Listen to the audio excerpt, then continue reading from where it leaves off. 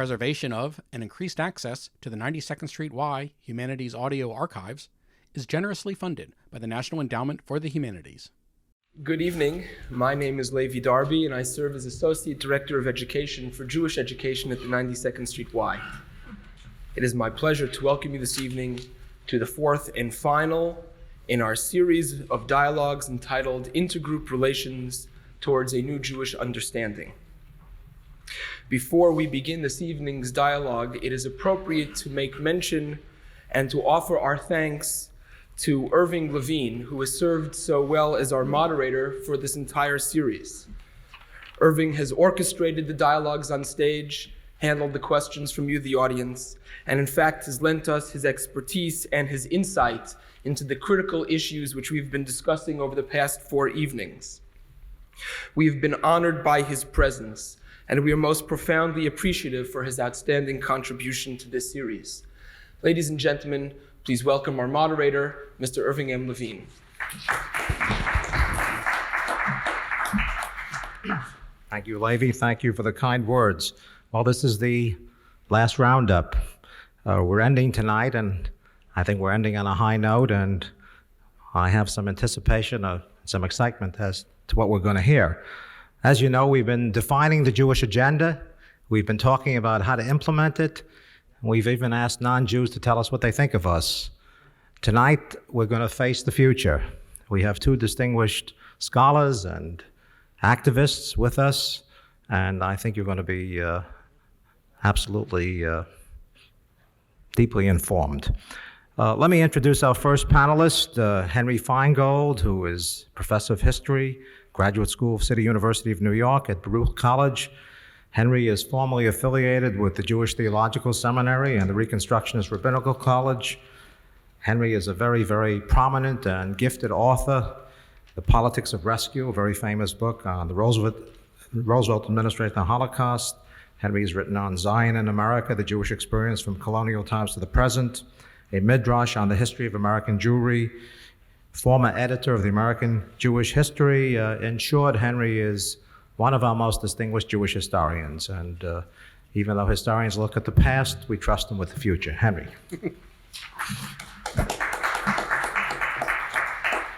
Thank you, Irv. It's very nice. My father would have been very proud.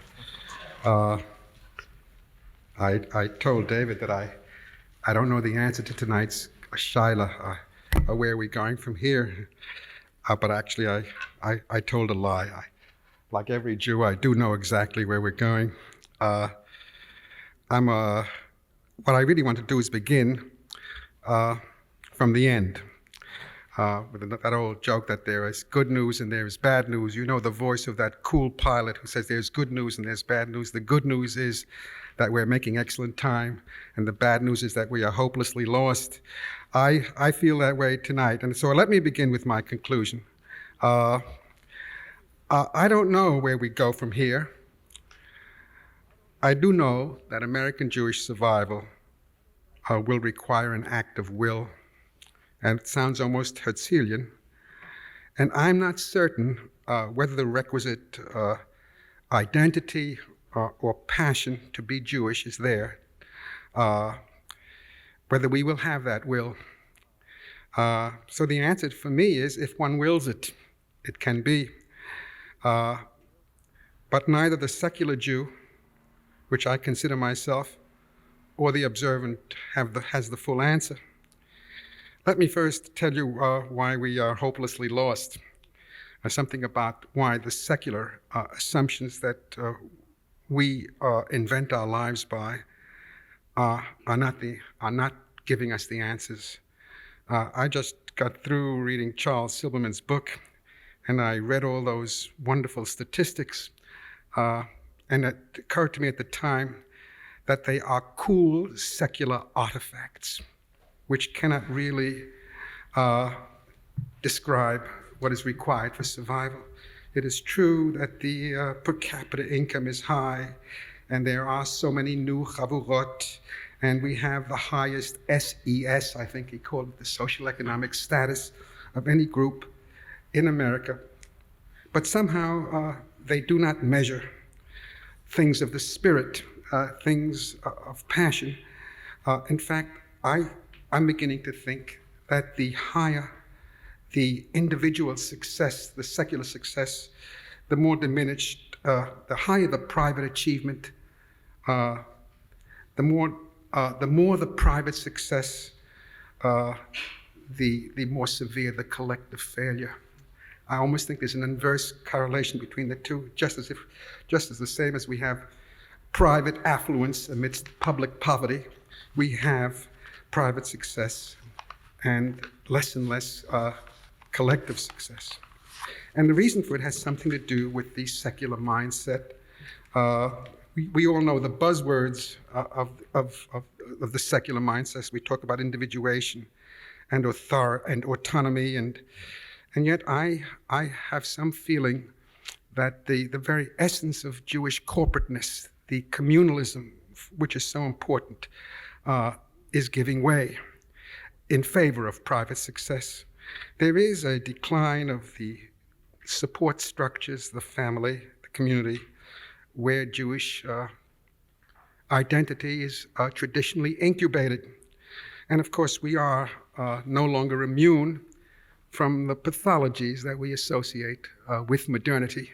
There is that wonderful joke about the formation of new Jewish Alcoholics Anonymous. And the Jewish Alcoholics Anonymous are just like all the others.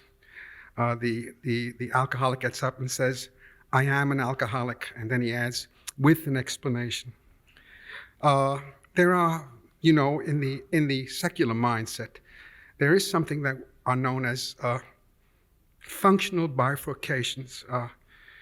That is the separation of things that used to be together. It's not only that church and state are separated, they used to be together. It's that theory and practice are separated, that art and religion, which used to be together, are apart, that even ethics and etiquette, the way we believe, the way we behave, and the mode of behavior are separated. And one of those separations that we rarely think about is the separation of Jewishness from Judaism itself. That is, the Jewishness, the ethnic peoplehood component from the religious component. They used to be together. Today they no longer are. In fact, one might define a secular Jew as being one, in a worst-case scenario, who thinks you can be Jewish without being Judaic. I think we finally come to the point where we realize how impossible that may be. And that, of course, that Jewish-Judaic split may cause a bigger problem for us than the one that we've been talking about for the last 20 years, the problem of demographic diminution. The Orthodox may end up, as they already have, simply, at least one wing of it, simply cutting itself off from the rest of us. And I have a sneaking suspicion that it will be they who survive as Jews unless they reach out to us. I want to also say something about liberty and freedom, since we are obsessed with liberty and freedom. One of the things that makes me so pessimistic is that Jews in particular have been passionate and have probably been the most important subculture in America that has been able to take advantage of freedom and to use it fully. What we have, of course, is that the Jews are, for whatever reason, and I have my own theories and you do too, have been able to internalize their controls. Those controls may be incubated in the Jewish home, so that as freedom is given to them, there is another thing that takes place that does not let them go wild. But I think as we give freedom to more and more groups, and I know for some of you this will be an obscenity, somehow we get more and more violence. Is it possible that these bag ladies, this persistent and omnipresent use of drugs, these muggers, this mayhem, this chaos, may be due to the fact that we have in fact hit upon groups that for whatever reason are not able to internalize controls, because the very support structures where we learn these controls, where we have this super ego development, are so weak today that we cannot, and that is the reason why we have such violence. The point of the matter is that individuation, these secular assumptions, which are carried to their extreme, not only diminish the quality of general life, but I think threaten Jewish survival. They do that because the secular man, and I'm giving you a worst case scenario in the most outrageous form that I can think of because I want someone to say something about it. That secular man, that the spirit of modern achieving secular man, and especially modern achieving secular Jews, is not a communal one. One thinks of that famous proverb, a famous axiom of Montaigne, in which he says, "It is not enough to succeed, one's friends must fail as well." It's so highly individuated that communalism itself goes by the board, and that is an important component of how Judaism is transferred. I'm not much more hopeful about orthodoxy or what we might call observance or traditional Jews. It does not give me more cause for hope. If it is acted out authentically, I think it leads to dysfunction and vulnerability. Of course, it's very difficult for us to learn exactly what is happening in the Orthodox community. There is no statistical retrieval possible. They turn out to be wonderfully modern public relations people. Have they created more viable support systems? Is the family better off? Do they really have a kahila? Or have they merely altered the pain threshold, that they no longer believe that you have to be happy every day in the marriage, in fact, they don't believe that you have to be happy. I say that because I think the relentless search for happiness may be the greatest source of unhappiness in modern life. So that it may be that they have been able to do these things, but we don't know. But even for the observant Jew, there must come a point, and I'm convinced that this is so, that he discovers that modern life is simply too multi-levered, too complex to be negotiated by a single sensibility, unless one limits life itself. And I think that's really what it comes to. Most American Jews, and we are speaking of the survival of American Jews, are simply unwilling to accept such limits. And that's very important. The neo-Orthodox stratagems, which may be an answer, have their own paradoxical results. I read recently of a computer retrieval of responsa. Here they are on the cutting edge of modern technology. If they think it's not going to have an effect on them, I think they're making a mistake. But there is also the idea of split behavior. My friend tells me, and I think this is an untrue story, that there is a new pastime in Manhattan of going to hardcore pornography during the lunch hour, and that someone went, and there were two Hasidim in the front row who refused to remove their hats so that no one else could see the film. They were at the same time, still observant. But there is the diamond merchant who broke the code, the owner of an old age home who was perhaps a little sleazy. There is the get problem, which we all know about. There is the yeshiva, which launders money. I think Cynthia Ozick once expressed it best about the neo-Orthodox response. She described her neighbors preparing, a neo-Orthodox family, preparing to go on a skiing trip for the weekend.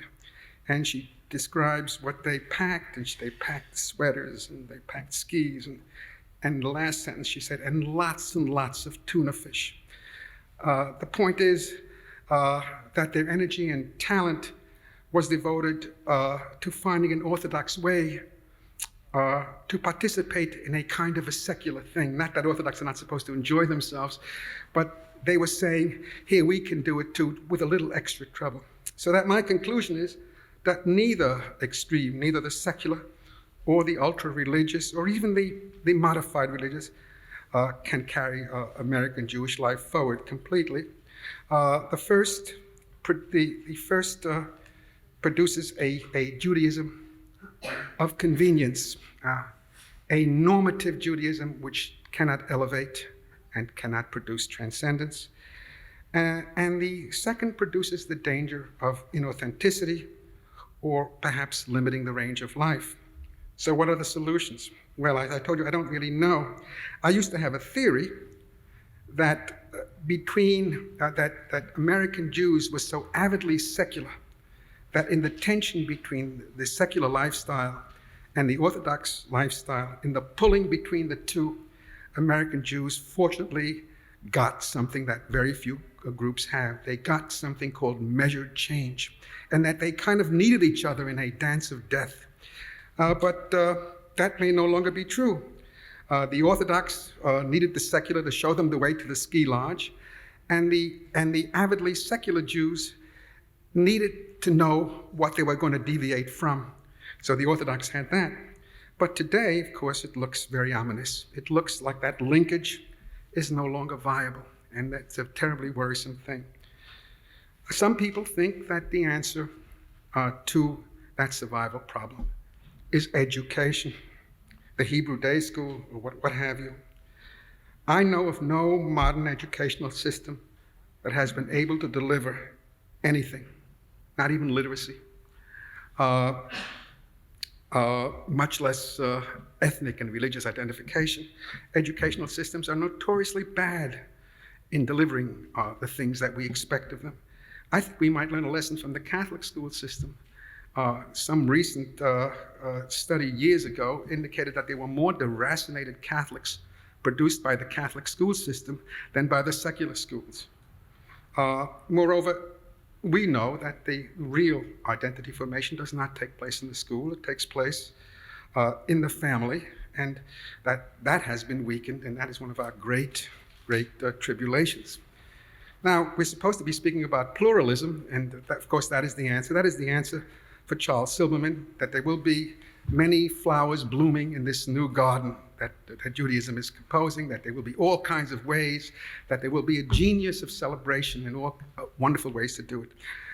Again, I guess I have an occupational disorder. Historians are very pessimistic, but I'm not so sure that is the model of what is happening. While Charles Silberman talks of pluralism and the wonderfully different ways that Jews have moved towards their Judaism and have avoided being totally acculturated and assimilated, we are increasingly going back to melting pot in history. After all, the idea of pluralism, which was first promoted in a Jewish way by Horace Kalin in 1915, and before that by others, was a kind of a Jewish conspiracy. Kalin did not know in 1915 what a powerful solvent was this American freeness. American Jewry is in fact increasingly undifferentiated. It has lost particularity. Moreover, even if pluralism did work, we still come back to the notion of will. We have created the social space for Judaism. In fact, if one listens to Arthur Hertzberg, we have created more than the amount of space that we are entitled to. This good country has allowed us to be deviant in all kinds of ways. The problem with pluralism is that we don't know what to plant in the space that has been granted to us. And if we don't know it, it doesn't do us any good. So we have the freedom. What are we going to do with it? I proposed once to the American Jewish Committee that the answer may be elitism. I had noticed in my trips around the country that everyone knew, all Jews may have known nothing about their Judaism, but they knew two things. They knew if there was a Jewish no-hit pitcher, and they knew the number of Jewish Nobel laureates that had won the Nobel Prize that year. It seemed the only thing that was left of a once viable culture. That secular idea, that secular celebration of achievement, they just felt that Jews, that the schools were better if there were Jewish kids in it. I don't know if one can say that still. They did not link it to a Judaic ethos. They did not know where that achievement came from. And my notion was that if one could tell them, look, your sense of abstraction, your ability to decode the things that stand behind the fact that that 1 out of 4 or 1 out of 5 American lawyers is Jewish, has something to do with lernen. Transmuted, it may be, but that sense of mastery may trace itself back to a religious culture you know not. And you are a modern man, you must have stocks. This is an investment, it's a portfolio. If I can talk to a secular Jew in terms of investment and portfolio, I would say, look, you must protect this investment.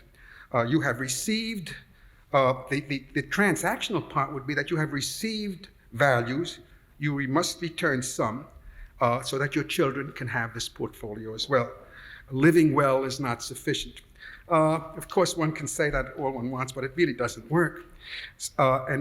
But it may very well be that one of the things that we ought to discuss is that is a time to abandon the passionate egalitarianism of the American Jews and recognize that we have become, in fact, something more than equal, and that it is, in fact, a possible strategy.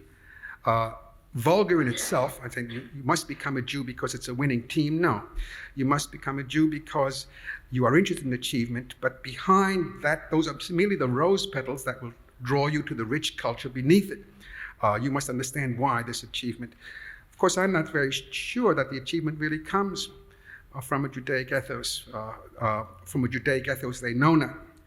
The last point I wanted to make was that somehow we have to convince secular Jews to abandon the current notion of freedom and to go back to something that I think is far more Judaic, that freedom, a linkage of freedom to the idea of necessity, a freedom that is merely freedom to self-actualize, to achieve, we know leads to chaos. It leads to DeLorean. It leads to our thinking that subway graffiti is a form of creative art. It's an adolescent concept. We never had it in the Jewish community. We always expressed it through community. Freedom for Jews is always meant to do what is necessary, what is required, the nurture of family, the building of community, support structures, following mitzvot, and perhaps even at the distant end, learning a little bit of Torah. That has always been what it is. It was freedom to do what is necessary, not freedom to do what pleases. But how does one get a community so hedonistic, so completely wrapped up in its self and achievement, to abandon the selfness of the secular mindset and to grab, to re-adore, to re-embrace the idea of that we need something transcendent.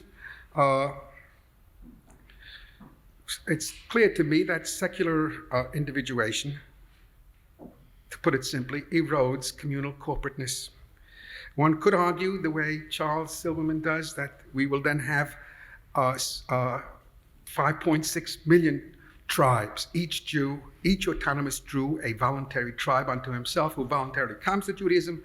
He does not turn to the east wall 3 times a day as if by Pavlovian conditioning. We no longer have the totalistic environment that could produce such a Jew, but we have something much better. We have a highly skilled, quietly excellent Jew who voluntarily comes to the Jewish community because he needs something more in life than simply the country club. Well, my alavai, if it were only so. I have a notion that we are at the end of that concept of freedom. We're getting there by ourselves. We see it. We see that the secular assumptions on which we base our lives are simply not working. It is leading to chaos. It is eroding the Jewish community, and it may be that we are going back. Now, at this point, usually, someone asks me, when will it happen? And I never know the answer. I say, for the individual Jew, for the individual Jewish man, it will happen after the coronary and before the removal of the prostate. It will happen when there is a notion, when the secular hubris is challenged, that you don't, after all, control. So someplace in midlife, I think it will happen. I think I see it happening, but I'm not certain. I'm anxious to hear what David will think about it. Thank you very much.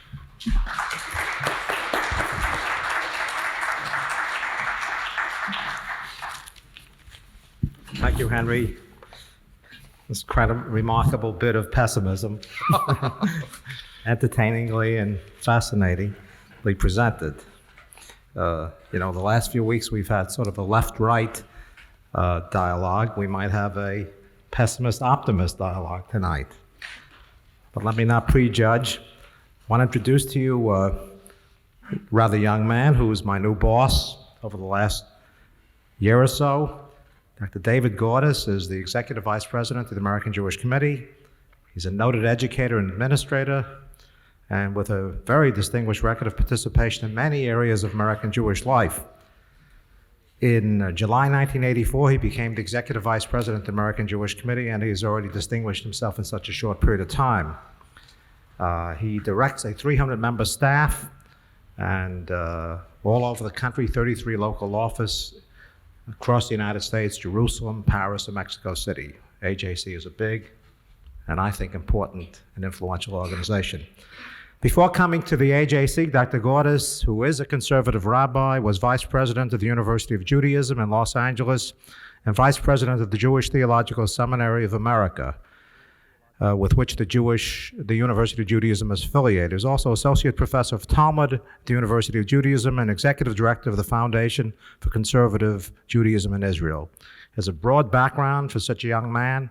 He's a brilliant speaker and a terrific thinker. David Gordis.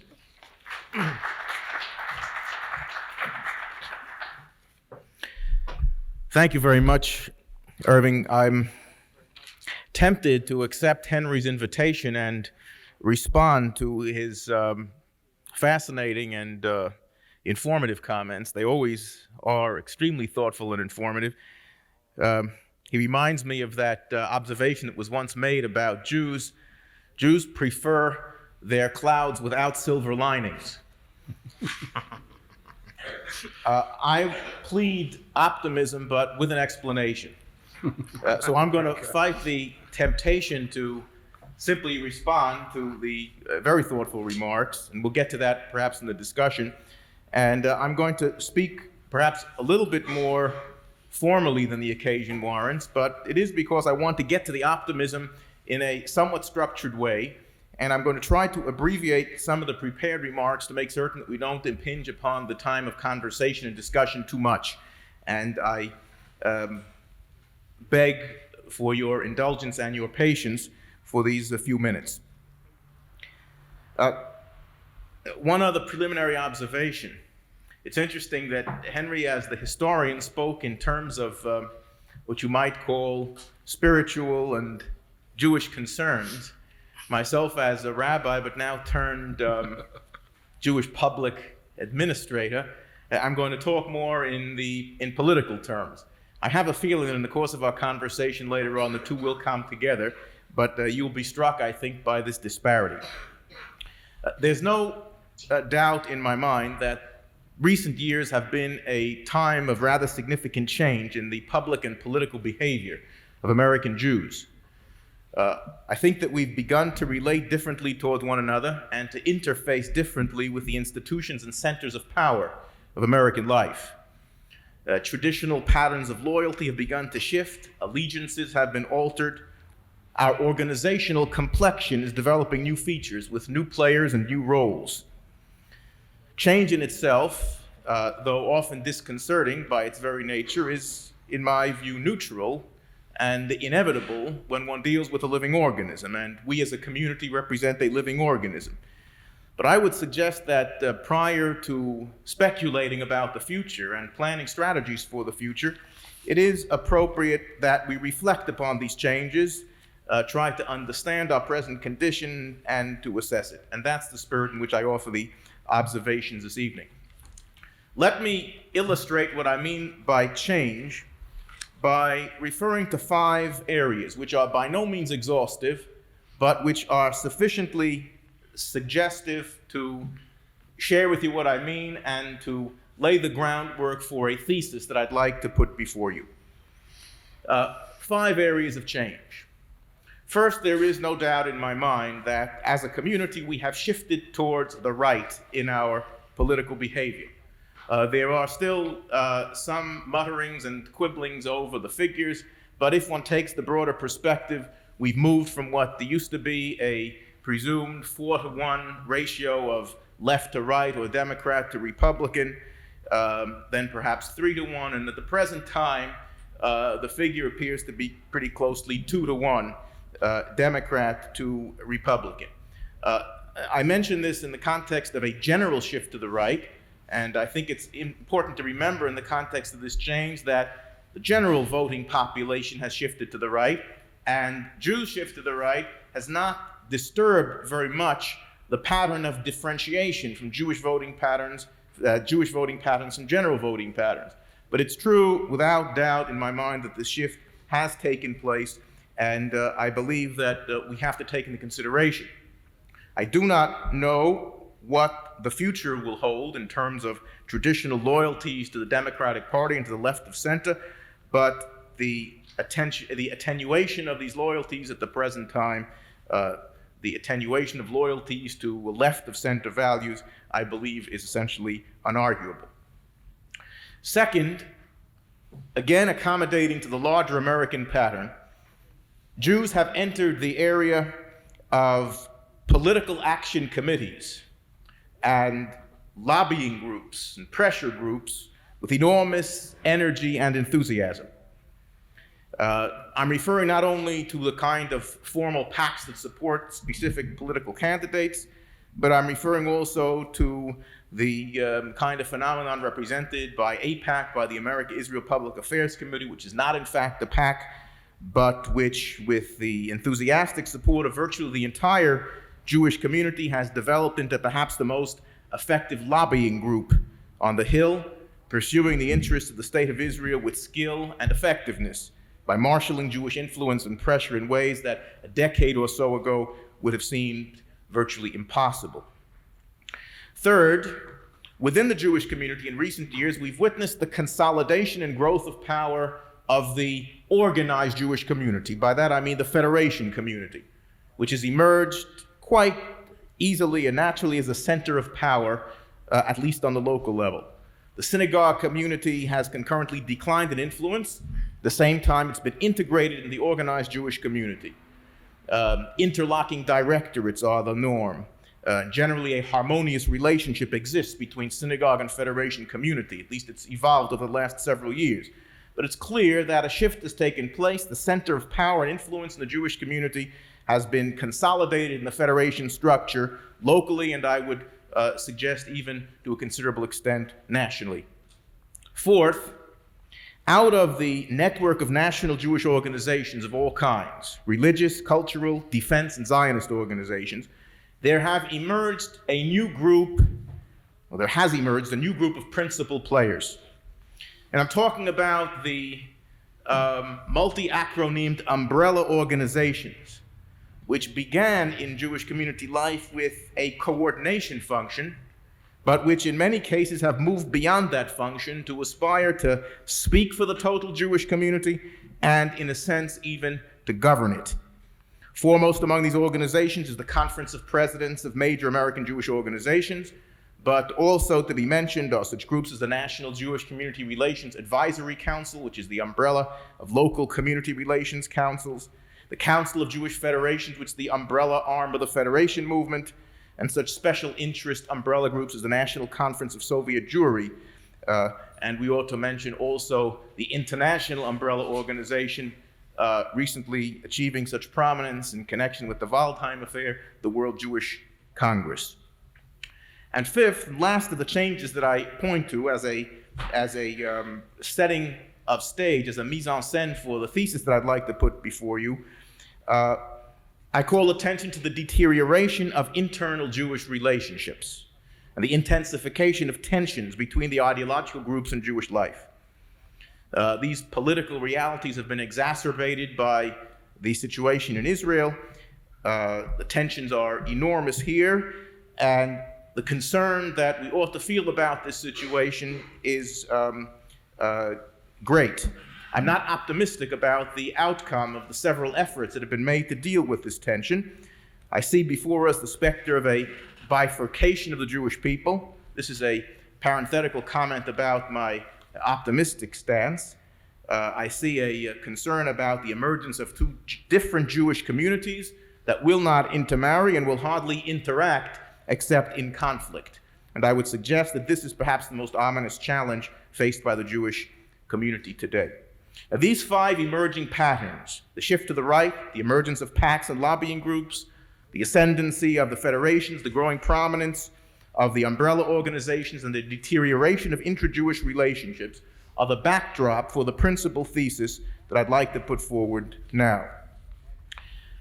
It's commonplace to suggest that we've been shaped by two major features of the landscape of contemporary Jewish history: the decimation of Jewish life in Europe during the Holocaust and the rebirth of Jewish national existence in the land of Israel. Up to now, I would assert, we have not succeeded in integrating these two epochal features of the modern Jewish experience into a balanced view of ourselves and of our relationship with the world. Our behavior as a community continues to reflect two psychological extremes: an exaggerated self-confidence bordering on triumphalism and a sense of vulnerability bordering on fear and paranoia. Our communal behavior oscillates between these two poles, and we have not as yet settled at an equilibrium point between them. Now, this in itself is not so surprising. In the history of a people more than 3 millennia old, 50 years is a very short time, and we are, after all, responding to profound and traumatic change. It's therefore no surprise that we've not yet made the appropriate adjustments to and integrations of our recent history. But we ought to be aware, as we reflect upon the realities of Jewish existence today, that in fact we have not yet achieved that integration, which will allow us to come to terms seriously with the existence of a Jewish state, with the meaning of America in Jewish history, and with the implications of America's pluralist society. I finally got to the word which I'm supposed to be dealing with in the subject tonight, the implications of America's pluralist society for the Jewish community. To develop a coherent view of Jewish life in the context of contemporary conditions is the principal challenge that we face as a community. It's the key to intelligent and wise planning for the future, and it's the principal task to which we ought to address ourselves in the coming years. In order to assess the challenge of integration which we face, let's reflect on the series of transformations which the Jewish community has undergone in its modern history and that have led us to this point. Scarcely 2 centuries ago, the Jewish community began its emancipation, its emergence from its corporate structure into a new political and social reality. While always diverse and heterogeneous internally, in its interactions with the larger society, the Jewish community was structured as a monolithic organizational entity. Jewish rights were negotiated by a central authority, which dealt with government. Taxation was by and large a centralized Jewish function, as were such areas as legal jurisdiction and the provision of welfare services to those in need. The corporate structure prevailed to a great extent because governmental authorities preferred to deal with a single Jewish entity. For individual Jews, there were no choices to be made, and there were no alternatives. Jewish emancipation, beginning in Western Europe and spreading eastward, represented the breakdown of the corporate structure. The Jewish community became fragmented and atomized. Jews were increasingly treated as individual citizens rather than members of a corporate entity. While many Jews continued to cling to Jewish institutions, they often did so as a midway point, as a way station on the road to the transformation of themselves from a condition where their Jewishness was their primary source of self-definition to citizens of the larger society in which their Jewishness was more marginal. The principal preoccupation of Jews at this time was with adjustment and integration into the larger world. Jewish organizational life responded in a number of ways. A few rejected the process entirely. They resisted integration into the larger society. but a range of institutions and organizations developed which were designed, I would argue, to slow the tide of erosion and to maintain the Jewish loyalty of Jews who would no longer find the principal definition of their being in the context of Jewish life. It was not at all clear during this period that in the presence of a full range of alternatives, the pressures towards Jewish assimilation would be resisted. It appeared that the objective, the hoped-for objective of acculturation without assimilation might in fact be unattainable. The two great epical events of the modern Jewish experience to which I've referred, the Holocaust and the establishment of the State of Israel, transformed the picture radically. The Holocaust demonstrated the limitless capacity of superficially civilized people for the most extreme degenerate behavior. It also suggested limits to the possibilities of Jewish assimilation. Traumatically, it showed the illusory quality of the goal of Jewish disappearance, even for those who found that goal desirable and attractive. And it challenged the Jews to go out and seize responsibility for continued Jewish existence in response to the most articulated assault on Jewish continuity ever waged. Emerging out of the ashes of Jewish destruction, Jewish rebirth quickened the pulse of every Jew and exhilarated the Jewish community with the vision of Jewish rebirth and vitality, vigor, and creativity. In the United States, a reconstruction of Jewish community life began. Great institutions were created and a resurgence of Jewish interest and affiliation, particularly in the liberal movements of Jewish religious life, became apparent, and the seeds of communal organizational structure began to sprout. But this led to the current dilemma. In our vital and creative Jewish community, and I say that advisedly, we are part of a vital and creative, though not untroubled, Jewish community. Tragedy and triumph have been the sculptors of contemporary Jewish perceptions and behavior. Triumphalism and despair continue to shape our activities. We have failed so far to place these two aspects of our experience into a coherent view of ourselves, and we've therefore not taken the long-range view of the Jewish future in America. Let me try to illustrate the kinds of concerns to which I'm referring. We've recently begun to see a narrowing of the Jewish political agenda. Though, on the one hand, we assert the role of America's Jews as full partners in shaping American society, powerful voices of communal leadership have urged us to limit our agenda to a single item. More and more frequently in Jewish organizational life, one hears the assertion that there is only one issue for Jews, and that issue is Israel. We're urged to use only this one criterion in electoral choice. Candidates for office are judged on the issue of their support for Israel alone. Substantial financial support is available to candidates on the basis of their public statements on Israel and little else. Political and religious leaders whose views on such matters as church-state separation, social and public policy concerns are far from those most characteristic of the Jewish community. Positions which may in fact threaten Jewish interests are transformed into Jewish heroes on the basis of a statement or two supportive of Israel. Alliances are commended to the Jewish community on the basis of this single issue, and political alignments are urged upon us within this exclusive context. When it comes to such matters as military appropriations and government spending generally, Jews, we are told, ought not to seek a balance between competing priorities. Rather, our views should be determined by the principle that it is inconsistent to be opposed to any military program and still advocate support for Israel. Now, as aliens in strange and often hostile environments for thousands of years, living on society's margins, Jews have distilled a wisdom and a sensitivity for the disadvantaged and the oppressed. In expressing ourselves in a variety of forms, in the free American climate, we've enriched the quality of life for this nation as a whole. We've been outstanding participants and leaders in promoting human rights and intergroup relations.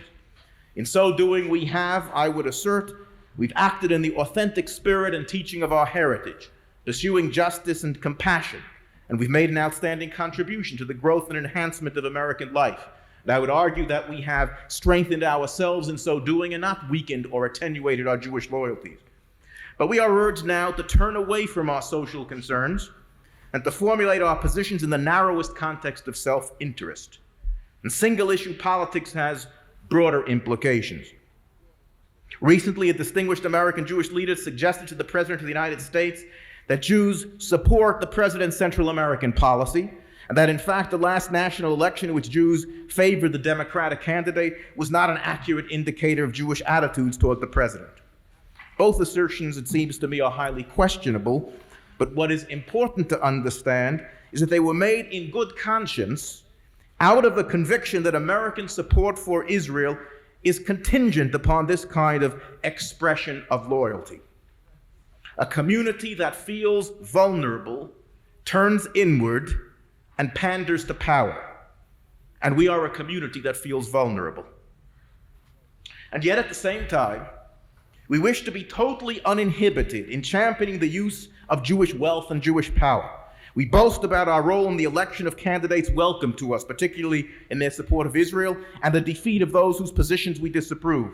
When it comes to Israel issues, we invariably apply the full court press in Congress. We hardly ever ask questions about the wisdom of extracting short-term victories and the price paid in terms of long-range goals. We do not realistically assess the influence of Jews in this country. We do not think of enduring relationships, of resentment stirred and long-term impacts. One major Jewish leader was quoted as explaining that there are only three important considerations in American elections: early money, middle money, and late money. He then went on to explain how the use of Jewish money had elected pro-Israel candidates, had defeated anti-Israel candidates, and produced the most pro-Israel Congress in history. Now, at the very least, this represents a lapse of taste, a lapse which unfortunately has crept into other areas of our personal and communal lives. But it is much more than good taste that is at stake here. It is a dangerous and unwise posture, unrealistic and improper. It positions us as a one-issue community, something less than fully loyal Americans, concerned as we are not with the range of issues confronting American life, but rather with the single issue of Israel as a determinant of our political behavior.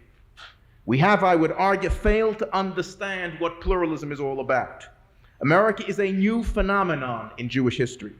We must not be Pollyannish and assume that Jews have no problems in America. There continues to be anti-Semitism in this country. We must continue to be vigilant and to respond to it. But if we are to take America seriously, we must overcome the mentality of an embattled minority in a hostile world. America is not hostile to us, and we must not make defensiveness the fundamental mode of our interaction with the larger society. Israel is essential to our concerns, but it must not be our exclusive concern. We share the responsibility of shaping this society, and we must do so out of a sense of loyalty to Jewish values and commitments, and not through a narrowing of focus, a defensiveness of posture, or an exclusive concern with Israel's economic and strategic health. We must not view ourselves simply as tolerated outsiders. We must resist a new self-imposed ghettoization.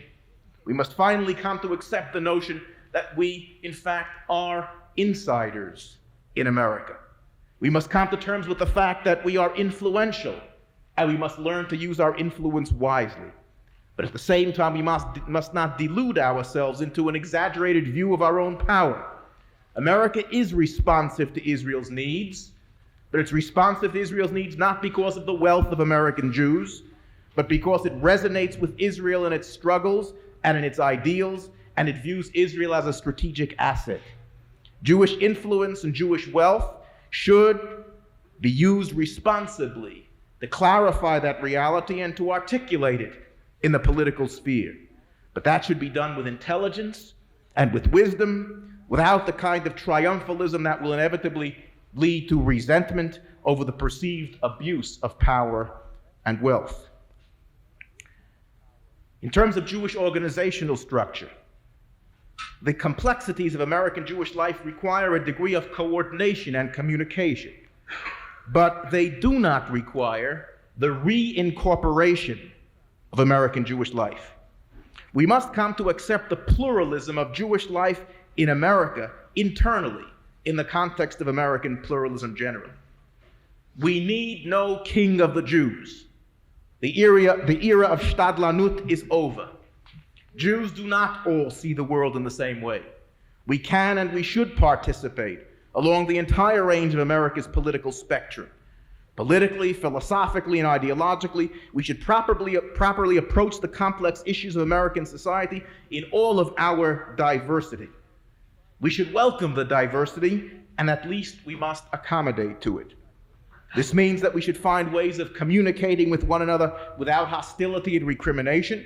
It means also that except for those limited areas where we choose to speak as one, we must educate the larger society about our diversity. And we must accustom them to the fact that there is no single spokesman for all American Jewry. That this is possible for us is part of the miracle, and again I use the term advisedly, the miracle of American pluralism for Jews. It is a new Jewish reality which we have not as yet understood. And if we have understood it, we have not as yet assimilated it. We have yet to meet the challenge of adjusting to the new possibilities that America places before us. It is only if we come to terms with American pluralism and Jewish pluralism that we can begin to engage the most serious issues of Jewish life that I have hardly touched upon, but that Henry has put before us so very movingly. What should the relationship between world Jewry and Israel be? Beyond political and economic support, how do we internalize the realities of Jewish life, the reality of Israel in our Jewish experience? And the one to which Henry, I think, was pointing, can a non-fundamentalist Jewish religious ideology move us? Can it engage us? Can it have relevance for the decisions that we make? Do traditional Jewish values still command our loyalty? And if so, how are they to be transmuted and transmitted to future generations? How are they to have an impact on the public lives of Jews and of the larger society? In all of our diversity, how do we maintain the integrity of the Jewish community? And how do we play our role as a full partner in determining the contours of American public policy? Not, I would assert, by narrowing our concerns, not by moving towards single-issue politics or towards a new self-imposed incorporation of Jewish life, not by a rigid partisanship in Jewish organizational life, rather through a new integration of Jewish life, characterized by vigilance but not fear, confidence but not triumphalism, consolidation of our gains without turning away from the needs of others, attention to our particular concerns without overlooking the universal dimensions of our tradition, allegiance to our ideological commitments without the vilification of those who differ. Yes, I am an optimist. I do believe that the threshold of a new and extraordinary period of Jewish life here in America is before us. The choice is ours whether to cross it with intelligence and with wisdom. Thank you very much.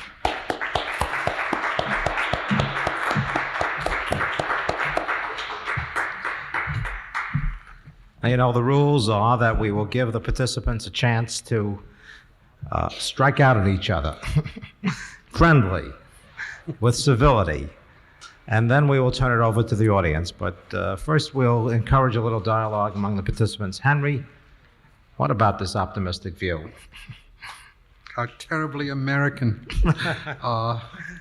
I'm optimistic too. I gave you a worst case scenario, and I agree with virtually everything that David said, except the part about pluralism, and we don't need another king of the Jews. I agree with you. We don't need another king of the Jews. I'm wondering where, if I said it about the American Jewish community, I would say it this way. The agency is so healthy, but the corpus it is supposed to nurture is somehow not in the flush of health. It would be a shame if the American Jewish Committee survived while the Jewish people did not. If everything is so good, then why is everything so bad? A healthy organizational life, finally integrated under the Federation movement. I don't know. I'm talking about a will. Of course, all the external features, the blood pressure is good, the patient does not have fever, The achievements are enormous. The Jews are affluent and well and living in Borough Park and in the best neighborhoods. Yes, all those things are very good. And my point is that precisely because of the very goodness, I feel that some passion is missing. One almost is nostalgic for the moment when Jews were really at each other's throats but took their Judaism very seriously. I attribute it to a secular identity formation. I have not been able to explain that entirely, but part of it has something to do with the fact that the secular man, and the Jews are avidly secular, is capable of enormous understanding, but very poor unbelief. In a democratic secular environment like our own, the laity becomes more important than the deity. Now, David, you should be saying this and not me. That somehow normative religion doesn't do it for us. And I sense that, and I say it pessimistically, not despairingly, I sense that the secular assumptions which Jews have embraced so avidly in America are in trouble. That we are in a chaotic situation, that there is the symptoms are clear for us to see. It's not only the bag ladies, it's not only the violence, it's not only the cutting edge of chaos, the loss of control that I sense, but I sense that we are in a situation where individually we are doing fine and collectively the thing is going to hell. That we have a private affluence amidst a collective poverty. My suggestion would be, now on your point on pluralism, I quite agree with you. That is precisely what the secular world has. It is a pluralistic world. There are many flowers that can bloom in an open society. When it becomes so pluralistic that pluralism itself is a concealment of lack of core, lack of commonality, then you are laboring under a terrible illusion. It's not that we have not got, that we don't have the diversity, and that diversity isn't good, but it's meaningless when the unity is gone. And of course, you and I both agree that probably the most ominous development is precisely along that secular cutting edge, that there is a group in the community that says this far and no more. No patrilineal descent. This we cannot give. This lack of continuity we cannot go by, and there is a terrible split. Now, I added almost as an aside that I sense that because the secular personality formation is not able to make the total investment into a religious faith, that is, secular man plays many roles, some of them even conflicting. He is father, he is lawyer, he is husband, he is a member of the civic society. He works on many levels. He is not a Jew 24 hours a day. If we had to trace his loyalty to anything, his loyalty is probably to profession and to career and to achievement. So that it is a proxy and a part-time loyalty. In a sense, the Orthodox community, which is talking about, well, let the wayward brother go, is a community that has on its side the fact that it, in a pre-industrial, pre-secular way, its investment in Judaism is a 24-hour-a-day one. They still live it. They have difficulties with it, I think. And we who are secular have put it to a side. There are many, many other things that we do. Henry, I'm going to stop you there because I want David to comment from a religious leader's point of view. Is Henry too romantic about what spiritual aspects exist in organized religion, almost in a sort of a throwback to the good old days? And is there no spirituality that comes out of the kind of American secular pluralistic diversity? Is that bereft of all spiritual meaning to us? Well, first of all, a couple of comments, and I'll address your question is formulated very well, Irving. Chaos is sometimes, and there are precedents for it, a precondition for creativity or creation. So I don't want to question whether, in fact, there is a degree of chaos prevailing. In fact, by and large, much of your analysis and diagnosis, I would agree with, and the overall tone of our comments suggests a greater degree of polarization than I think actually exists. But I want to remind you that you did say you're talking about a worst case scenario. And when you suggested that, what you did was to indulge in exactly that kind of exercise. In other words, you looked at a kind of extreme fundamentalist orthodoxy, and now I'm addressing what Irving's talking about in terms of the search for spirituality, and you looked for a secularism, and you said that neither of them was the answer, but I think that you gave somewhat short shrift to what's happening in the middle ground. Having said that, I'm uncomfortable with the term secularism as characterizing the Jewish community now. Now, secularism can mean a number of things, as I understand the term. One of them is the rejection of religious authorities as the fundamental authorities which guide one's life. And I think by and large, we are dealing with a secular society. Another can mean a lack of interest in the sacerdotal dimension. You know, there was a lack of interest in the institutionalized religious, separate and apart from the authority structure. I think by and large, there is a falling away from concern about religious institutions on the part of many. But I don't think that secular need necessarily imply a rejection of the underpinnings and sensitivities of the religious life. And I think that if one looks at what's going on in Jewish life today, and here again, I would not look at it in isolation. I would look at it in terms of what's happening in American society, what's happening elsewhere as well. There is a disenchantment with some of the deadening and desensitizing qualities of life, and a search to rediscover that dimension. Now, some of that search leads to goals and objectives and discoveries which I'm uncomfortable with. I'm uncomfortable with the mindlessness. I'm uncomfortable with the kind of reduction of all of Western culture to black and white, and the notion that in order to find that spirituality, one has to reject all of Western culture, all of modernity and all of its dimensions. But on the other hand, there are positive aspects in this search, and one sees it to go to the Jewish community in the context of those who might characterize themselves as secular, and certainly within those movements in Jewish life, which are experimenting with the kinds of things which I think you dismissed a little too cavalierly. Perhaps the institution of Chavurah may not be all that important, but is an indicative of a state of mind which is not a coldness and an insensitivity to the search.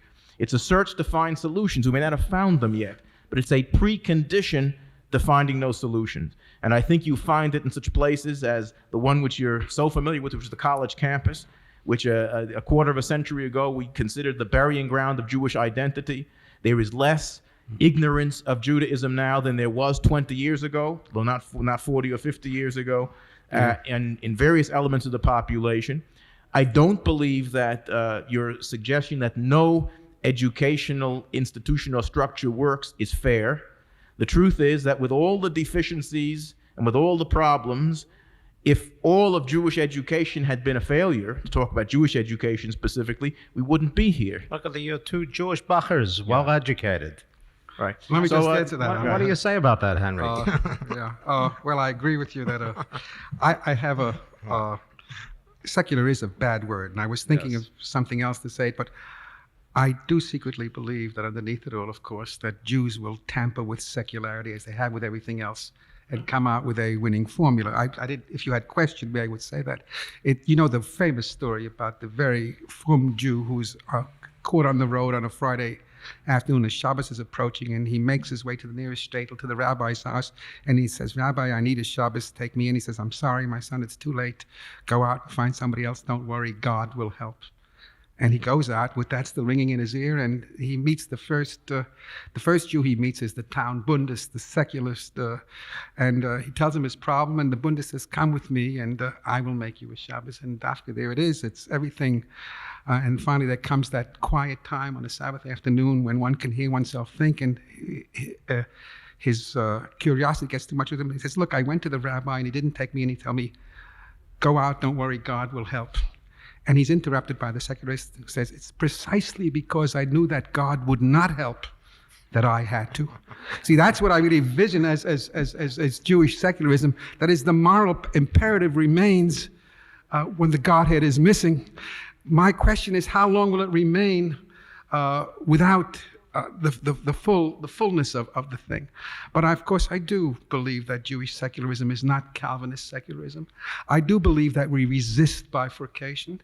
I do believe that the differentiation of the American Jewish community, that its rich organizational network is and its political culture are examples of this. I do believe that the difference between Jewish liberalism and American liberalism is that Jewish liberalism expressed itself, Jewish sense of freedom expressed itself through community and not above and against it. That is what the difference is. So of course I know that the Jews are going to change it, and they're going to do something new. Now let me just end with, this is the last page in Jewish history, a new page in Jewish history, and it will be different. I think you misunderstood what I said about education. I do believe that education by itself cannot deliver, not for the blacks, ethnic identity, and not for us, religious identity. These are not where identities are incubated, that without the support structure of family, the school cannot work. Of course, it's better than nothing. I agree with you, and I'm myself the product of such a school, and that's why I know it doesn't work. It needs something more. It needs a totalistic cultural incubator. It's not a little training that we're talking about. We're talking about basic life decisions being made on the basis of a tradition. We no longer live in that kind of environment where we learn our culture and its worthwhileness with our mother's milk. It must be taught to us. But we also need some support structure and in the home. And one of the things that you and I worry about the split a great deal, I worry a great deal about the deterioration of the Jewish family. Now, I may be romanticizing. Maybe the Jewish family wasn't really that great. Maybe the Jewish mother wasn't really what she was cracked up to be. But this freedom that says, I'm not happy, and therefore I abandon, that my search is for an individual realization, my search is for actualization, and I will do everything to get it, it has an impact on Jewish corporateness that we don't know about yet. And I suspect that it's going to be enormous. And the statistics do not show it. I wish that Charles Silverman had included the statistics on what is happening to how Jews, who once used to be immune from the pathologies of modernity, are no longer immune. And they are bothering us too. Okay, Henry, let's leave it there. Let's get some questions. We'll come back to our two participants. Yes. Rabbi Gordis, I would like to have a frame of reference in which you would explain your philosophy, and I don't mean it facetiously, that there are 60,000 members of the American Jewish Committee, and yet last year, when a marvelous program was planned for intergenerational group to go to Israel, there failed to be even a small nucleus that was carried out. Well, the members of the American Jewish Committee are well known to be an impoverished group. I guess they couldn't afford it. Well, the question was, how come that in a program, an intergenerational program of trip to Israel, which was sponsored last year by the American Jewish Committee, the trip could not materialize because an insufficient number of people appeared. Look, I don't know what the details of that program are. I would ask the question, how come in a remarkable series of evenings such as these in a city with 3.5 or 2.5 million Jews, only 40 or 50 people show up? I don't think it reflects on the program or the seriousness of the enterprise. There are enormous numbers of programs to Israel. Many American Jews do travel to Israel. Not enough. The percentage ought to be higher.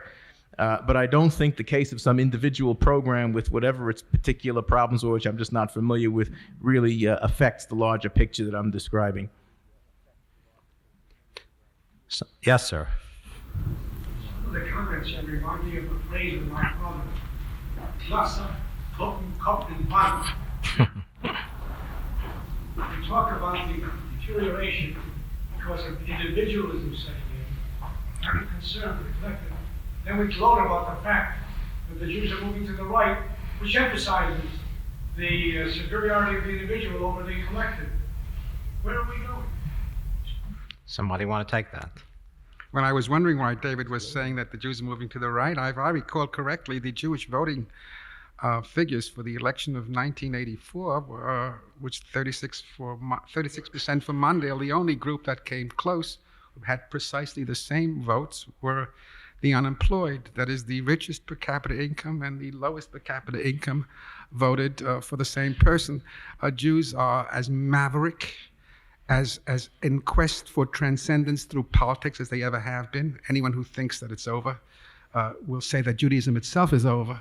That is, there is something so differentiated. For example, the figures on the guaranteed national income. But Henry, that is a good question, because there's a lot of loose talk around about not just the Jews moving to the right. I think there's electoral evidence that the country has moved to the right, but that Jewish beliefs are less compassionate, less communal. I mean, there's an assumption that success denotes a withdrawal from community. Is that really true in terms of participation around the country in all kinds of fundraising, communal activities? I mean, are we really in as great a decline and as flight as you seem to think? There are family problems, but our family problems, are they also in some ways defining a callousness and a selfishness and a form of individualism that may be characterizing the overall society? Are we like the rest of society, in your opinion? That's very hard to say. You know, my father used to say the motivating force behind Jewish political culture is the search for Eitelkeit. When he saw Roosevelt, he said, an idler Mensch. It was nobility. It was something special. I'm not so sure that a little bit of that quest to go by the board is not good. You know, it may have been a function of powerlessness. Jewish realpolitik is to say that lions and the lambs should lie down together. And the answer, of course, is alavai. A weak and vulnerable people, of course, has to ask the world to be just. It's in our interest that they be. Jefferson said that the real test is when weak and vulnerable people get power, do they still talk so much about justice? So I think there has been a little difference. The demography has changed. We are no longer the candidates to sing the Kempfer ballads, to talk about struggle that our parents talked about. We are, in fact, as David has mentioned, an affluent group. Let me cite one it's thing. perverse not to protect one's estate, Yeah. but I think that we are also a group that still searches for transcendence. I'll give it to David for comment, but just comment on this, that even though Jews seem to be pursuing, as you say, individual, development, isn't there also great evidence that great Jewish fortunes at this time in history are really turned rapidly into philanthropic enterprises? There was some sort of I would say, opinion that said when the new generation comes on the scene, they will not be as philanthropic as their parents, etc. There was a lot of feeling that the yuppie generation would no longer be involved, and now there's evidence that that's not totally true, that all the predictions of decline are not proving to be as true as they seem to be. I'm just wondering about that. Do we sometimes really give ourselves less credit than we deserve? Jewish fat catism. That is the habit of giving by which we amplify our power, which David spoke about, is of course enormous. It is the jewel in the crown of American Judaism, the the enormous generosity of American Jews. But I don't want you to look at the UJA figures and how limited that is to some very few people. Yes, that is, we do have that. I think you misunderstood what I mean by individualism, and I think the gentleman in the back did too. I mean that as the logic of secular personality formation is to individual achievement, that very often at the expense of collective achievement. That is, I think, that the enormous achievement of American Jewry has been done on an individual basis. My model is Henry Morgenthau.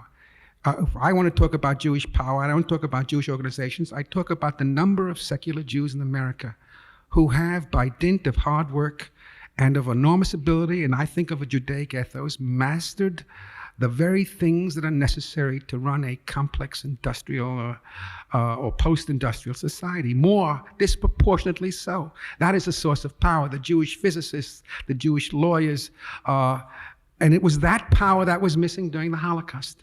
Had we been able to enlist it, had we been able to enlist the Frankfurters and the Hillmans who had the conduits to the Oval Office, secular Jews who were marginally and very often unhappily Jewish, I think the key lies with how do we bring the secular Jews to a Jewish consciousness? How do we alert them and to the rich treasures that have some of the answers to the complex problems they have in the secular world? I think it's important to distinguish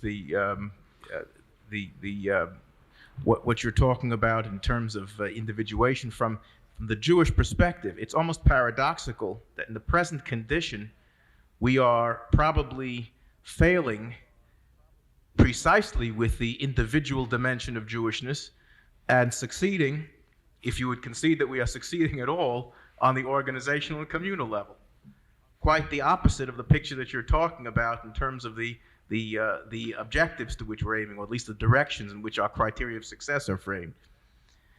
But I'm not understanding you. Explain that, David. What I'm suggesting is that the point that you make now about the response during the Holocaust, at the present time, we would be clearly organizationally far more efficient than we would be otherwise. Yes, I think so. But the question where you're talking about the failure of spirituality, the failure of the sense of transcendence, is essentially a personal failure.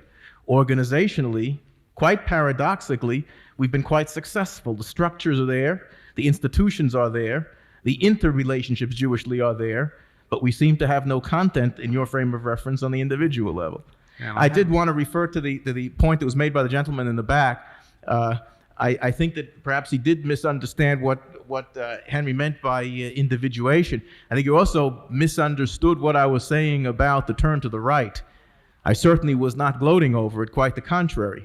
I was pointing to it as an indication of that kind of symptom of that sense of vulnerability which prevails rather than a sense of integration and coherence. On the question that was asked as to whether I think there has been some falling away from the sense of what you might call Jewish altruism. Yes, I think there has been some. I think that as Jews have moved up the socioeconomic ladder, some of us have moved to the right politically and have done so through a mechanism of cloaking an ethic of self-centeredness in the mantle of political ideology. I'm grateful that that has not been the dominant mode of Jewish response and that we have maintained the differential from the general population.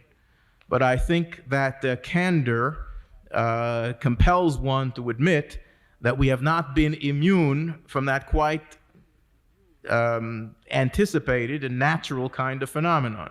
The fact that we, having made it, still have not succumbed to it to a greater extent than we have is, I think, a remarkable characteristic, and it ought to be viewed in balance with the observation there has been some falling away. That lady, I'm going to ask the participants, and the question is to make your questions short and your answers short. Yes. Are we allowed to make comments? Yes, you are, if it's short. Put a question mark in there. But also put a question on it. Okay, go right ahead and make a comment. Rabbi Gordis said something about the small attendance.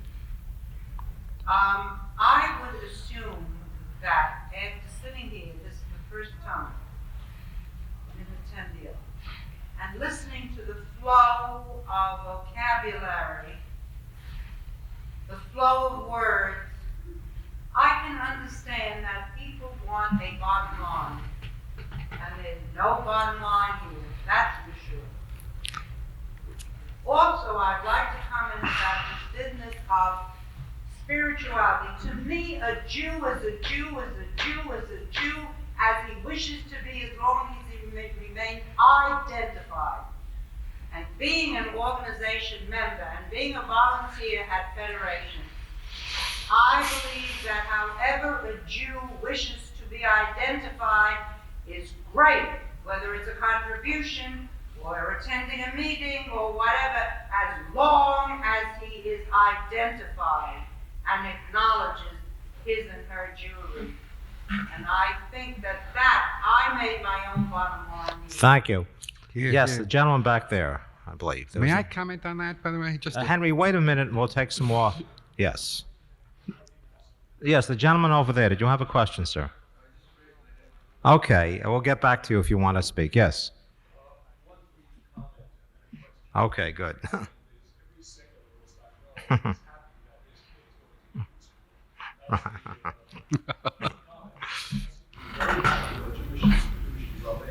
While being sarcastic.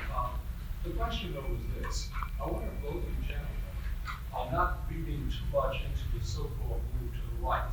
Might it not be indicative, at least to some extent, of a certain maturity in the discarding of certain traditional doctrines up to the second form of law? In other words, is it not possible to still be passionate, but we're beginning to challenge the ways that passion is sought? Good point.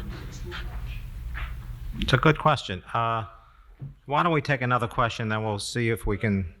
That gentleman, then you. We'll take 3 questions, and then we'll get some answers. Yes. Both speakers alluded to, but discussed mainly problems that the Jewish community was on the outside.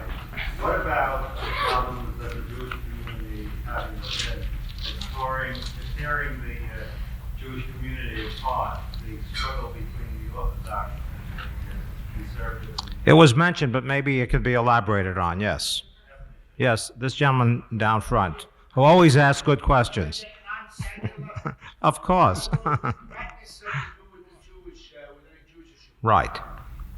Is it possible that the so-called swing to the right of the country in 80 was not motivated by a perception or a belief that Mr. Carter was inept and just incapable of being president, because he was the first Democrat incumbent since the last century that wasn't reelected?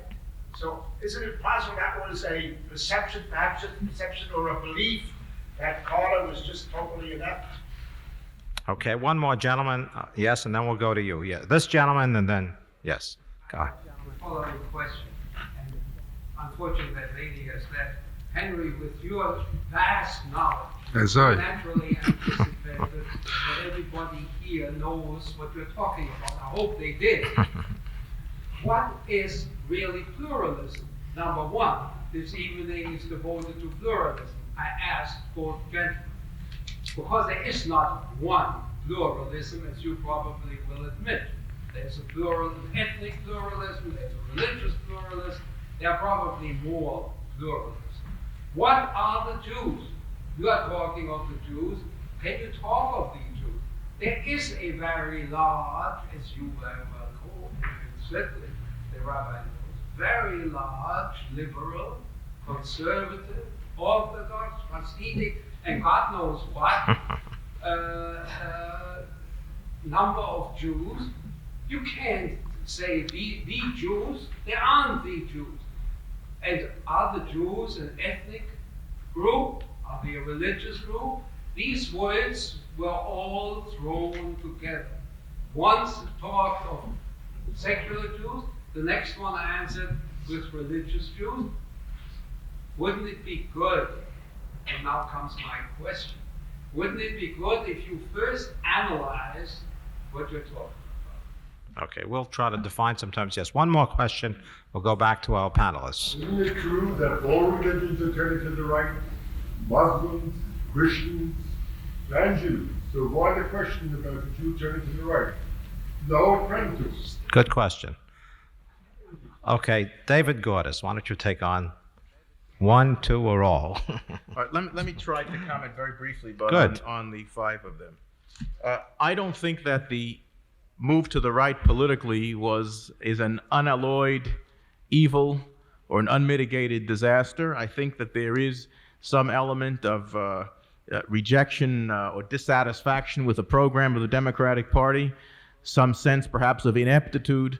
The last election, let's remember, is one in which the Jews were torn apart by two issues: perceived softness on anti-Semitism in the Democratic Party, the church-state issue in the Republican Party. The Jews found no comfortable home. Right. But I think that there was really a move to the right. I remind you that before the eruption of the church-state issue at the Dallas convention of the Republican Party, most observers were predicting that Mr. Reagan would get something approximating 50% of the Jewish vote, which would have been an unprecedented high vote for a Republican. And most observers feel that it was the church-state issue which reduced his vote to the approximately 32 or 33% that he received. So I think that it's real. I don't think it's simply related to the ineptitude of one or another personality, but certainly that does affect the overall picture. I did refer to the Orthodox, non-Orthodox schism, and I even suggested that I'm not too optimistic about the possibility of solving it. I'm deeply concerned about it. It seems to me that there is one precondition for Jewish unity. That precondition does not require any group to sacrifice its conviction that it's correct, and even its conviction that others are incorrect. But it does require, at least on some level, the acceptance of the principle of pluralism. And that gives me the opportunity to define the term. Let's define it in the context of another term, which is tolerance. In fact, let's have a family of three words: diversity, tolerance, and pluralism. Diversity means that there are lots of different groups that constitute Jewish life. We are a diverse group, and American society is a diverse society. The question is how one responds to that diversity. Does one attempt to homogenize the group, either by forcing out those who deviate from some norm that one defines? Does one attempt to denude minority groups or deviant groups from those characteristics which set them apart? Or does one accept the diversity? If one accepts the diversity under the notion that it's best to live with that diversity rather than to try to eliminate it, then one is engaging in tolerance. One is tolerating the existence of groups which are different. So tolerance is a response to diversity, which is a condition. Pluralism is a value. Pluralism is a conviction that the existence of groups and individuals with whom one differs is something to be cherished rather than something to be regretted. It is the conviction that we gain strength by the fact that others with whom we disagree and from whom we differ exist alongside us. Their very difference from us sharpens our views, clarifies our points of view, and enriches our life. So I hope that to some extent that clarification of terms, again, diversity a condition, tolerance a response, and pluralism a value, at least gives some of the clarity that perhaps we were not successful in conveying earlier. And I think that those are the points that I've managed to jot down, at least the ones that I can read. Good. Henry? Well, yes, I want to talk to the lady who heard a sea of words. I'm very distressed. I listened to David's words, and I hope my own. In a Jewish way, you should, and I don't want to be arrogant about it, if you hear eloquence, and I think I did in yours, David, if you hear elegance, and if you hear a masterful use of the language, then you should learn the language and not complain about it. That would be a Jewish answer. But you are right. We didn't give you a bottom line, and there is a there perhaps was a little bit of freeness about it. We didn't know what it would be like. So let me make it more concrete. I want to answer Henry Solfeld about what pluralism is, where it comes from, and why I have called it a code word, which may no longer apply. That is the relationship of the Jewish community to the American community, not pluralism within the Jewish community. Pluralism, of course, is necessary for democracy. The word comes from the Protestants, who were the first to really use it. It was picked up by Horace Kalin at Harvard, and soon by Stephen Wise and Mordechai Kaplan. They used the analogy of the orchestra. They said an orchestra, after all, has many different instruments, but they're playing different instruments and even different contrapuntal tunes. They come out with a beautiful symphony. The analogy of the symphony, that is, that diversity is the hallmark of democracy. The Jews picked it up because there was the possibility in the 1920s that we needed the kind of political and social space for which the Jewish enterprise, which the Jewish cause required. It was picked up by everyone. And that space, interesting things about the American system is that we are granted the space to grow our difference, to develop our culture, provided that we are in symphony, in harmony with the rest of the national culture.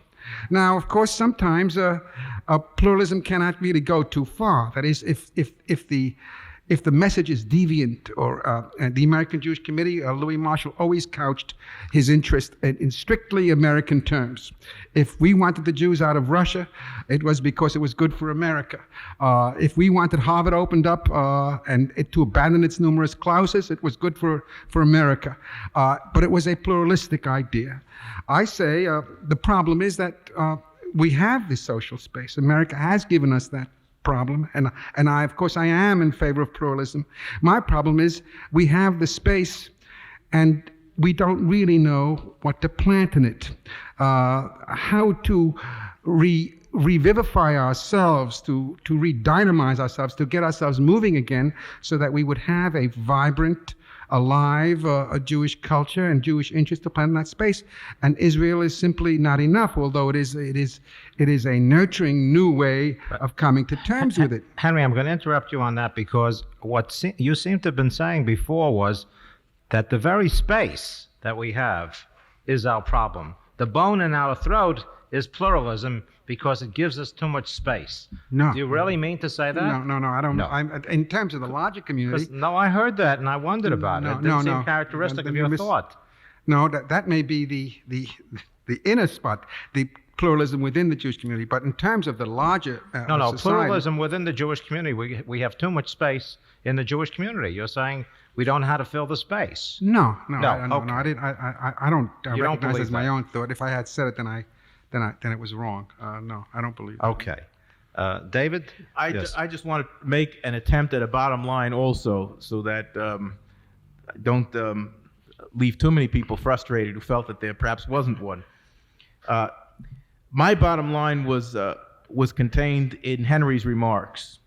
He pointed out that what is required ultimately is an act of the will. Perhaps the most dramatic shift in the Jewish condition is that the question of whether we are going to survive as a community is no longer primarily a question which is in the hands of others, but it's a question which is in our own hands. Good.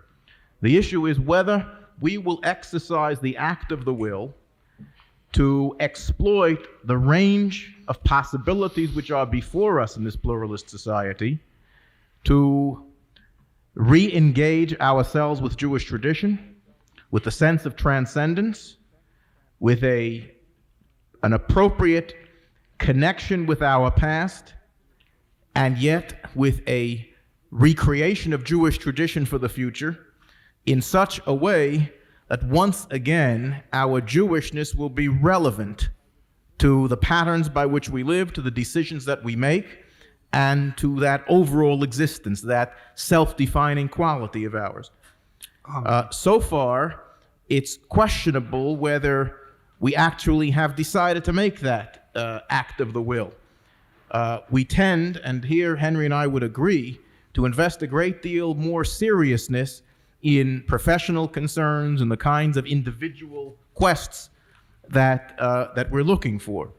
If there is a difference of nuance, it's a degree of optimism that I have that the indications of a community that, if it will find that point of equilibrium between the triumphalism and despair that I tried to point about, if it will find that point, will, I think, be capable of marshaling the will, that is, the intelligence, the energy, the emotional energy, and the intellectual energy to re-infuse Jewish tradition with that meaningful character.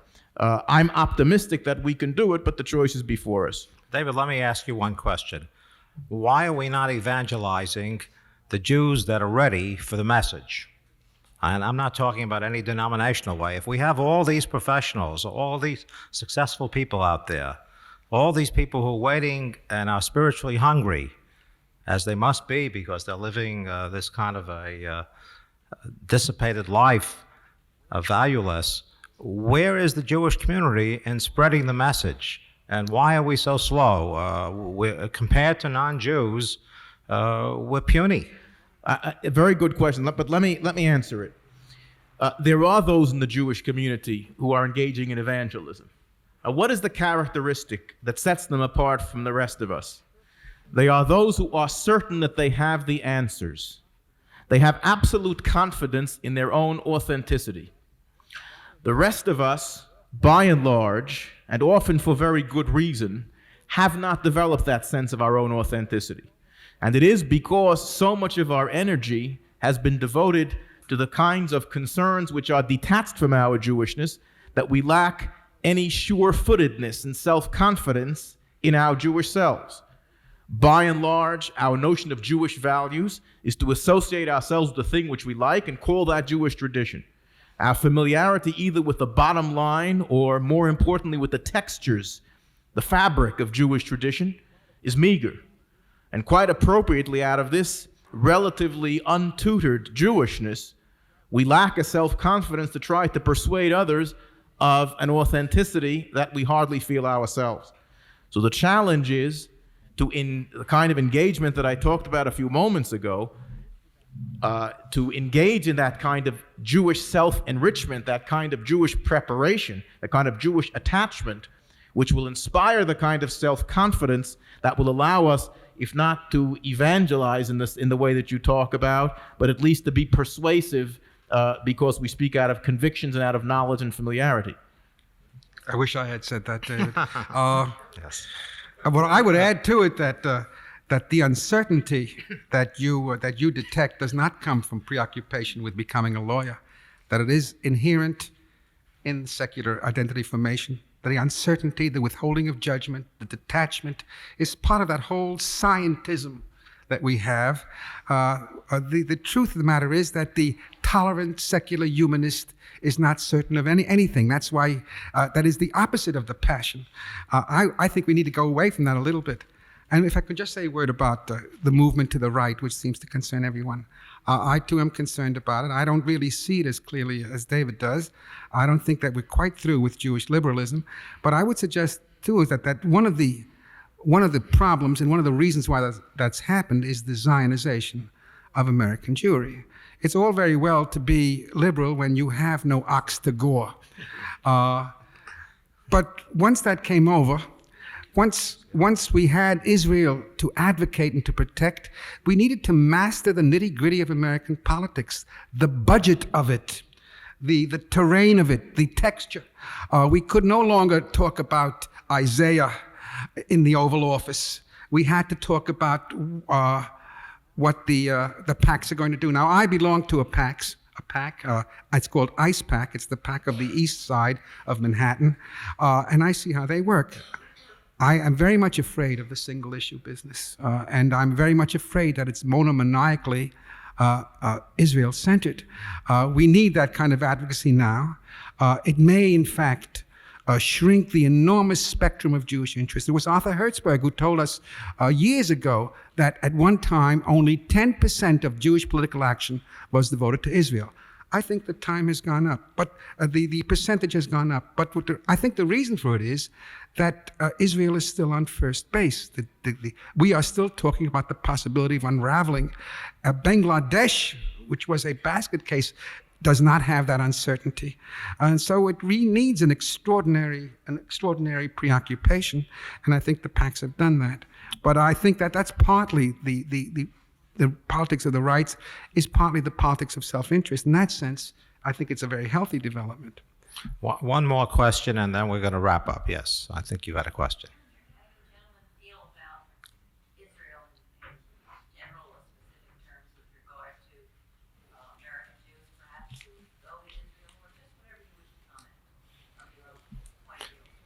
Well, you were finishing up on Israel. Why don't you take a whack at? You mentioned that we should not be Israel-centered. Can I just say one thing? Yeah, I'll get back to you in a minute. Yes, the question really is for both gentlemen: what do they really think about the relationship of Israel to American Jewry? They've talked about it, but since Henry ended up by saying that Israel is still a problem, a major problem of survival, and will, whether we like it or not, dominate Jewish consciousness and dominate American Jewish political action, whether it's good or bad, we have no choice. What does that mean, David, for our future? Well, there is no doubt in my mind that Israel is the principal feature on the contemporary Jewish landscape. It is the most significant and epical event in modern Jewish history. I believe that one of the principal problems that we face is developing a genuine sense of interrelationship between diaspora Jewry and Israel, which must go beyond the two dimensions that dominate now, that is financial and political support. When I say must go beyond financial and political support, I do not in any sense disparage financial and political support. My point in terms of the PACs, Henry, was that not only is it a danger of the single issue, but that I believe that ultimately for Israel, the single issue politics is not the best guarantee of Israel's security and future support. And we probably don't disagree about that. Having said that, I think there is a particular point which we must get by in developing the kind of relationship between diaspora Jewry and Israel that I would hope for. First, let me characterize the relationship. We set a number of problems before ourselves this evening.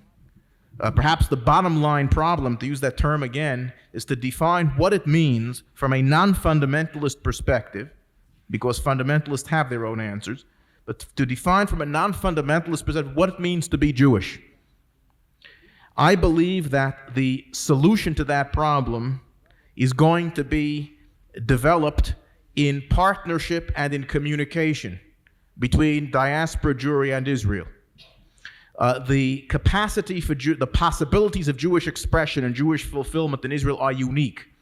The possibility of nurturing a Jewish culture in a Jewish environment are unique. And that development of culture, which so far, and I don't want to go into another subject, but so far have been stifled because of the domination of a single religious ideology in Israel, ultimately will find a unique expression in Israel. That is, Israel will be a laboratory where the question of what it means to be Jewish in a contemporary age will work itself out if we can get by some of the political blockages now. But there is a dimension of Jewishness which is a product of the diaspora experience. And so I believe that the diaspora too has a partnership role to play in attempting to solve the question, to answer the question, and to solve the problem of the nature of the content of Jewishness in a post-fundamentalistic age.